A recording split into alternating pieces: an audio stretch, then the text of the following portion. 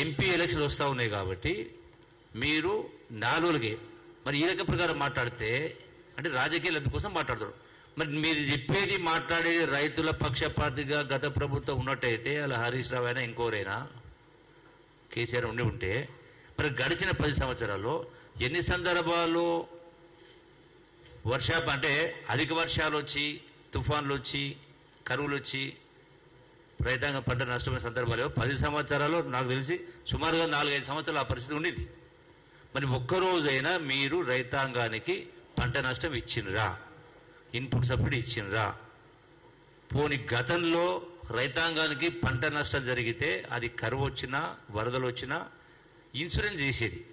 అంటే ప్రభుత్వమే ఆనాడు ఉన్నట్టు కాంగ్రెస్ ప్రభుత్వమే వైఎస్ఆర్ రాజశేఖర పీరియడ్ కూడా గవర్నమెంటే రైతుల పక్షాన ఇన్సూరెన్స్ పేమెంట్ చేసి అంటే ప్రీమియం కట్టి రైతుల పంట నష్టం కట్టి ఇన్సూరెన్స్ సిస్టమ్ ఉండేది.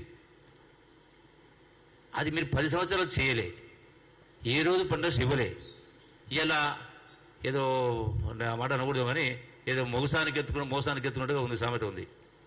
ముందు నాకు జ్ఞాపకం లేదు కానీ ఇలా ముందే మీరు అరుస్తూ ఉన్నారు, మాట్లాడుతూ ఉన్నారు. అంటే డెఫినెట్ దీన్ని బట్టి ఏమర్థమవుతుంది?